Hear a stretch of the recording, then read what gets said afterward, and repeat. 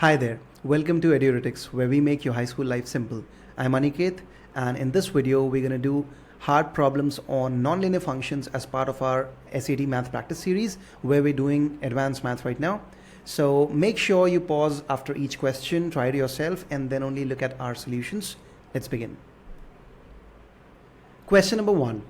F of x is given to be 5470 times 0.64 raised to the power x over 12. By now you're pretty clear with how exponential functions work.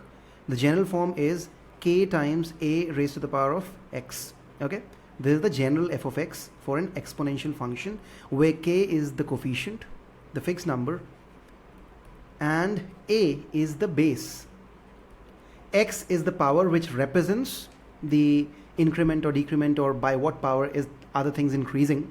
Okay, now this function in general gives us the value of fx after a certain number of x units have elapsed.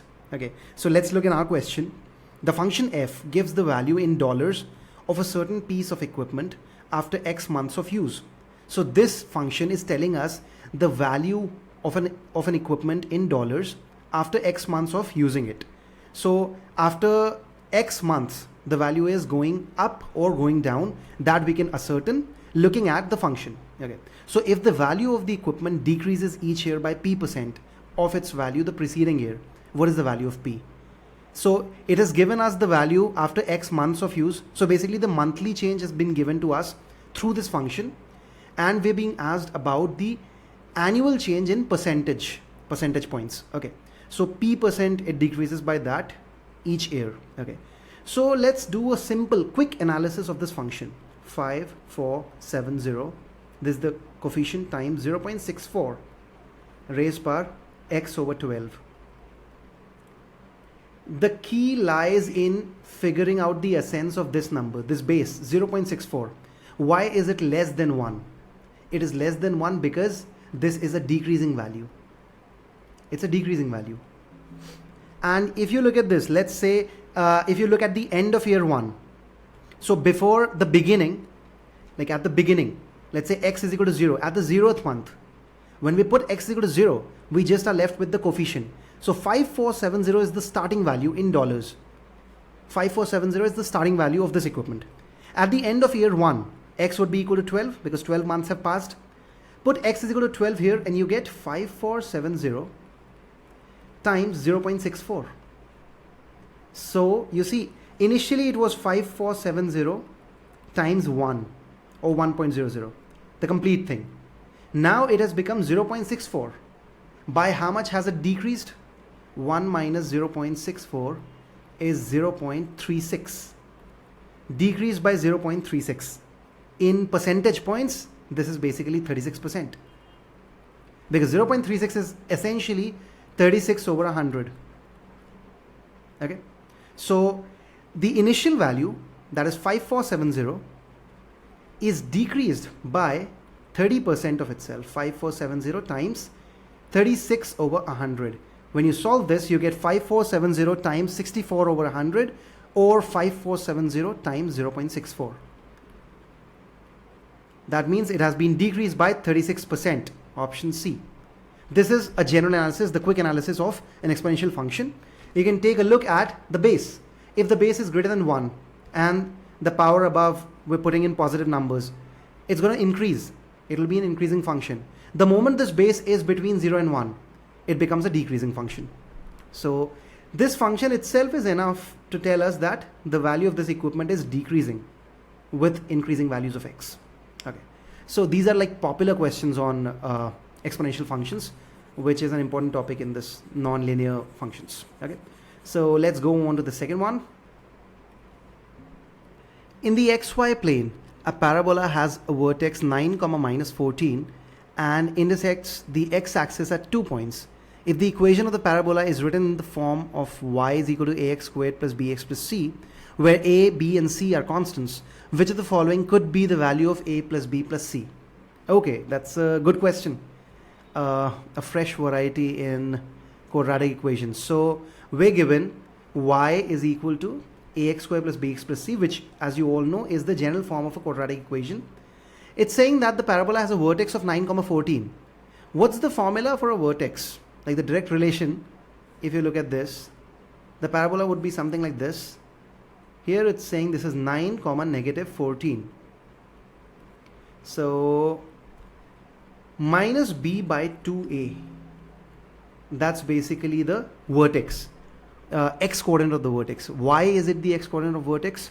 You might not be asked this on exam, on the test, but you should have a fair idea of where do we arrive at from, where do we arrive from at this x coordinate, like negative b over 2a.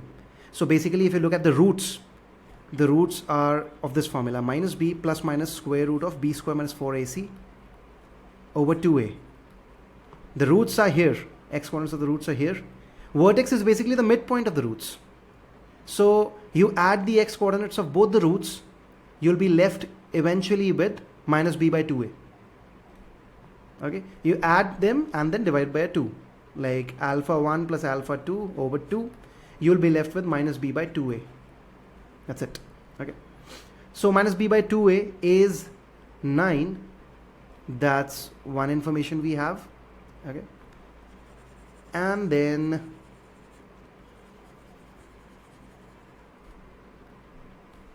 this is 9, minus b by 2a is 9. We know this parabola, since it has this vertex on 9, minus 14. Okay, so that means for sure this parabola is like opening upwards, because the downward opening parabola, if it has the vertex here, it won't cross the x-axis. So no roots would be there, no real roots. That means a is positive for sure. A is greater than 0. So by far we have a greater than 0, b less than 0. Next information we get from this equation. Minus b by 2a is equal to 9. So b is equal to negative 18a. This is clear now. One information. So b is represented in terms of a. A is already in terms of a. For figuring out c in terms of a, what we'll do is we'll put this given coordinates into the equation. So our equation now becomes y, which is negative 14, is equal to 81a, because x square a, x is 9, plus 9b plus c. Okay, and now I put the b from here. So 81a minus 9 times 18b, 9 times 18a, because b would be placed as negative 18a. So 9 times 18a, so 18 times 10 is 180, 18 times 9 would be 162, 180 minus 18, 162a plus c is equal to negative 14. So c is equal to 162 minus 81, that's 81, 81a minus 14. This is the value of c. We have all three, a, b and c, in terms of a now. Let's try adding them. Okay, so a plus b, which is negative 18a, plus c, which is 81a minus 14, this would be the sum. Okay, so a minus 18a, that's like a negative 17a, plus 81a, that's like 16, 80, 54, 64, 64a minus 14. Now the sum is coming to be 64a minus 14 after putting a, b and c in terms of a. This is the sum. We know that a must be greater than 0, because this is a parabola opening upwards, as we discussed earlier through the graph. Okay, this has to open upwards, so a must be positive. Let's put in the values of each option and see from where we're getting the value of a as positive. Let's check option A. 64a minus 14 is equal to negative 23. So 64a is equal to negative 23 minus 14, so plus 14. We add a 14 on both sides. This is going to be negative 9. So a is less than 0. If you check for option B, it will still give a negative.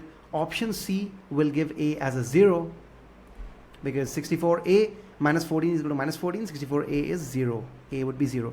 Again, not acceptable. D, option D would be negative 12, which will give a positive value of a. That's why D would be the correct option. D would give you 2 over 64. The value of a would be 2 over 64 for D. That's the correct option. In case of option C, if a becomes 0, it is no longer a quadratic equation. It becomes a linear equation. There's no coefficient of x squared. Okay. So this was a good question. Make sure you understand the solution correctly. And if you have any other way of doing this, do let me know in the comments. Okay. A landscaper is designing a rectangular garden. The length of the garden is to be 5 feet longer than the width.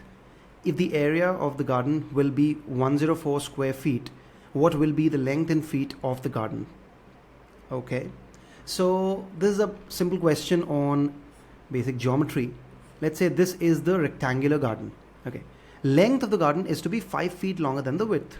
So let's say the width is w, length would be w plus 5, and the area has to be 104 square feet. So according to the formula for area, it's going to be w times w plus 5 is equal to 104. So w square plus 5w minus 104 is equal to 0. Now we'll figure out the roots of this equation. Those would be the possible values of the width. So width will only be positive, no negative values. Accordingly, we'll figure out the length. Let's check. So negative 104. Let's try to break it down into factors. This could be 104 can be divided as 52 times 2, 26 times 2 times 2, 13 times 2 times 2 times 2. Pretty straightforward. 13 times 8, that's a 104. So w squared plus 13w minus 8w. Why minus? Because negative 104 has a negative, so the product must be negative, and hence one of the numbers should be less. Okay, then w square, so w plus 13 minus 8, w plus 13 is equal to 0, w is equal to negative 13 and positive 8. So positive 8 is the value that would be kept. Negative 13 is going to be discarded since width cannot be negative. So the length is going to be w plus 5, which is 8 plus 5, 13. 13 meters is going to be the right length of the garden. This is a grid question, so you will be filling in the numbers by circling the circles. Yeah. Okay, next question. The functions f and g are defined by the given equations where x greater than or equal to 0. Important information. Okay. Which of the following equations displays as a constant or coefficient the maximum value of the function it defines where x is greater than 0? Greater than or equal to 0. Okay. So we're given two functions, two exponential functions fx and gx, and they're asking for which of these two functions is the constant outside able to give the maximum value of the function that it's representing. Okay, the wording might be a bit difficult and off, but these are popular questions. Like, they get asked a lot on the SAT, so pay close attention to how we're doing this. Okay, we'll analyze the function one by one. First of all, f of x is given as 33. 33 is the coefficient. 0.4 raised to the power x plus 3. Now get one thing very clear. 0.4 is the value here. It's less than 1. This function is going to be a decreasing function with increasing x. The graph looks like this. This is the graph for these kind of functions where the base is less than 1. And the base is less than 1 in both of the functions. If you look at this, f of x also has a base less than 1, which is 0.4. G of x also has the base as 0.4. Okay. Now in such cases, if you see, as we keep on increasing the x, the value keeps on decreasing. As we decrease the value of x, the value keeps on increasing. For the first case, for f of x, since x is given to be greater than or equal to 0, the minimum value which x can take is x is equal to 0. At x is equal to 0, this is going to attain the maximum value, this function, and that maximum value is going to be 33 times If you put x as 0 here, you get 0.4 cubed. So the constant outside does not represent the maximum value. The constant outside is 33 and the maximum value is 33 times 0.4 cubed. Look at this closely. This is what they're asking. Their expectation is that when you put x to the value where this function attains the highest value, at that point, like, that value should be equal to the coefficient outside, and that's not true here. So fx is not the function needed, like not the function which shows the same value as the maximum one in the coefficient. Now let's look at g of x. 33 times 0.16. So look closely here. They've done a slight tweak where they've added a 0.16 here, and then 0.4 raised by x minus 2. Now in this case, since I cannot take any number less than 0 for x, otherwise for the maximum value I would prefer to go as negative as I can go for the x here, because I can see here in the negative x the value keeps on increasing. So to get the maximum value I would go to the negative x, but it's not allowed. X, the minimum value that x needs is 0. So I'll put a 0 here. As soon as I put a 0 here, it becomes 0.4 raised by minus 2. This is higher. This would be higher. You know why? Because now it goes to the denominator. 0.4 raised by minus 2 is basically equal to 1 upon 0.4 squared, which is 1 upon 0.16. 0.16, which in turn gives you 100 over 16, a bigger multiplier. It gives you a bigger multiplier. So in our case, what happens, as soon as I put the value of 0.4 raised by negative 2, 1 upon 0.4 squared, which is 0.16, 0.16 and 0.16 cancel, 33. 33 is the coefficient here, and it's representing this. It's representing the function, the maximum value of the function. So our correct answer is 2 only, which is B, option B. Okay. Try this question multiple times. Like, if you don't understand it, even like with this explanation, I can do it again. Just let me know in the comments, okay? Or just email it to me that you have some doubt in this. I can prepare a separate video, or maybe take up this question in another one of our videos so that this becomes clear, because this is important on the paper. Okay, let's go for the next one. Next, according to Moore's law, the number of transistors included on microprocessors doubles every 2 years. In 1985, a microprocessor was introduced that had 275,000 transistors. Based on this information, in which of the following years does Moore's law estimate the number of transistors to reach 1.1 million? Okay, so there was a Moore's law given. You might study this in your electronics course. So which stated that the number of transistors included on microprocessors, so transistors are used in microprocessor manufacturing, they would be doubling every 2 years. So in 1985, it had 275,000. This directly suggests that this question is based on exponential functions, as you can guess, since doubling is there. So in 1985, let's say we take that as the reference. 1985, this is the value, and then it doubles every 2 years. Okay, so it's increasing by how much? Multiplied by 2 raised to the power of x. Okay, and x, let's say when x is 1, x would increase by 1 for every 2 years. Okay, it's doubling, so multiply would be 2, and the power of 2 would basically represent the number of years elapsed. But then there, for each year, x will increase by half, or maybe you can say that for 2 years, x would increase by 1. Okay, so after 2 years, in 1987, if we want to check the value, we'll say 275,000 multiplied by 2 raised power 1. So this doubles. 275 multiplied by 2 is going to be a 550. So 550,000. This is the transistor count in 1987. Let's double it again. So another 2 years, 1989. And it becomes, if you double 550, becomes 1100, 3 zeros. And if you see, this is 1.1 million. Okay. Why did I not use a calculator? Because it was not needed. It'll be faster this way. Why? Because if you look at the options, all options are in direct continuation of 1985. You increase 2 years, you get 1987, 2 years further 89, 2 years further 91, and then 94. So you could quickly check through this. Otherwise, even a calculator is fine. You'll have to put the equation like this. For convenience, let's forget about these zeros. So we can say 1.1 million can be written as 1100. 1100 is equal to 275 times 2 raised by x, and then you solve for x. You can either use your graphing calculator, or you can make this as 2 raised by x is equal to 1100 over 275, and then you can divide this because it's directly divisible. 275 times 4 is 1100. So 2 squared is 4 basically, so x is equal to 2.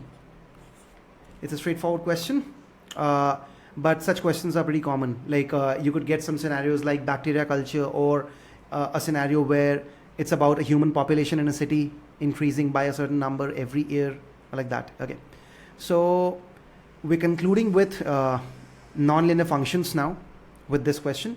So this was the third part of the difficult questions. Make sure you practice them thoroughly. Okay, you can adopt a practice style of, let's say, 1 video a day or 2 videos a day. That would be more than enough to set you on track for your preparation. And in case of any questions, go straight ahead and write in the comments, or let me know via email. Okay, and you can book classes with me as well when you go to the EduRetics website. Thank you. Take care. Bye bye.